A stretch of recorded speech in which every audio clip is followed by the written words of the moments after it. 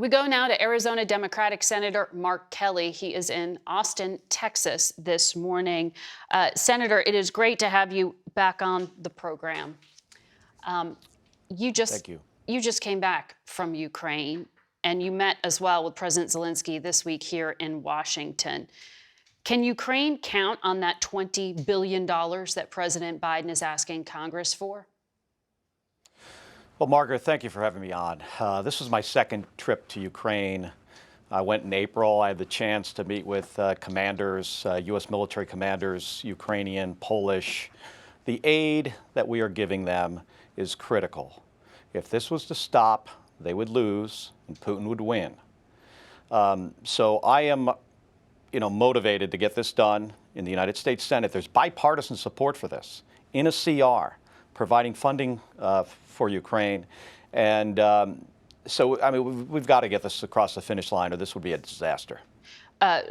Bipartisan support in a short-term deal, you said.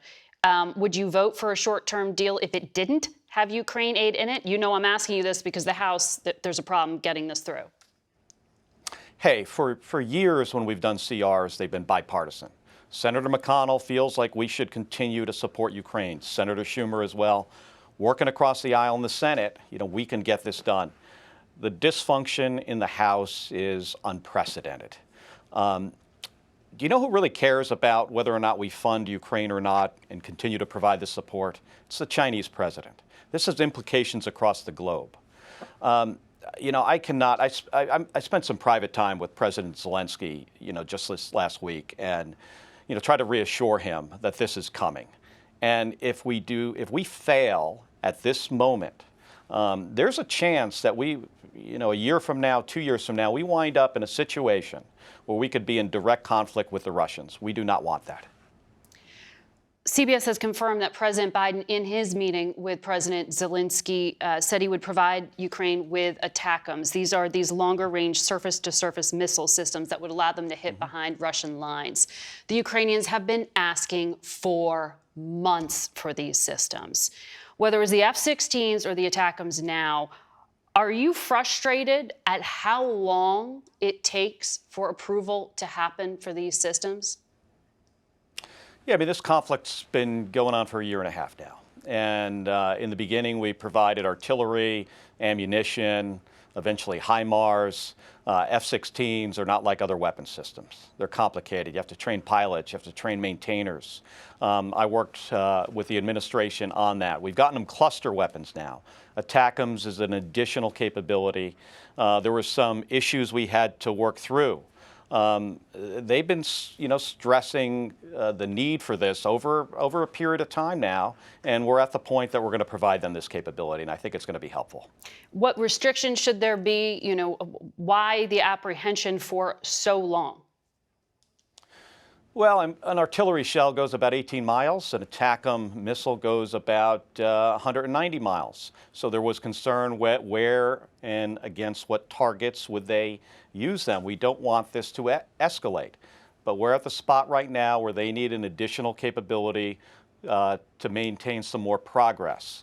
The progress on this counteroffensive, it's been good. I talked to Ukrainian commanders. There are things that are starting to provide some, problems, but we're making progress there. Mm-hmm. Very quickly, should Senator Bob Menendez resign from his position? Well, these are serious and shocking charges. Bribery, corruption. I've never seen anything like this. He stepped down from being chairman of the Foreign Relations Committee. That's a serious step. I think Senator Menendez is going to have to think long and hard about the cloud that's going to hang over his service in the United States Senate. Well, he is up for re-election. It sounds like you are drawing attention to some questions about that. I have to take a quick... he's going to be in... Sorry. Go ahead. I was going to say he was going to be in court next week. Yeah. And he's got to figure out whether he can adequately serve the people of New Jersey. I have to take a quick break and continue this conversation with you on the other side of it. Senator, stay with us. Welcome back to Face the Nation. We continue our conversation now with Arizona Senator Mark Kelly. Senator, the governor of your state said Friday the state's overwhelmed. She was talking about migrants. We are on pace for a record number of border crossings. The vice president told me recently that the administration's policies are making progress. Do you buy that, or does the administration need to change their approach here? Margaret, here's the thing. I mean, the border in my state and others has been in a crisis for, it's generations, decades now. And we have spent billions of dollars on border security, and it's still a problem. I'm on the phone with mayors and sheriffs and the Border Patrol agents frequently. I spoke to Secretary Mayorkas about this just 3 times last week. They're making changes.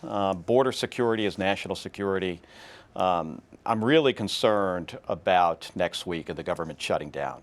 If there's a government shutdown, Border Patrol agents are not going to get paid. This is going to, if we think it's bad today, just think about what that looks like.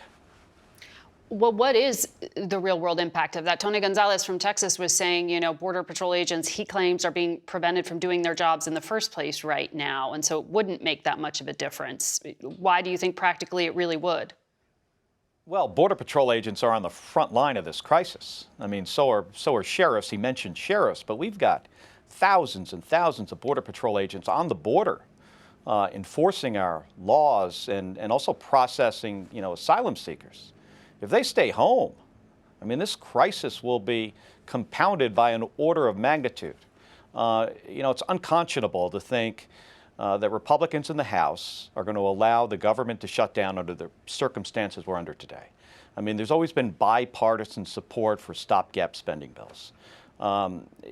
Having a government shutdown, it takes off, the growth of our economy is affected. It's going to affect our air traffic control system. If you're going to travel over the holidays and there's a government shutdown, that's going to impact you. Kids don't get meals when there's government shutdown. The military doesn't get paid. So these things are connected. We've got a crisis at the border, and what the Speaker is allowing to happen in the House of Representatives could make this worse. Senator Kelly, thank you very much for joining us today.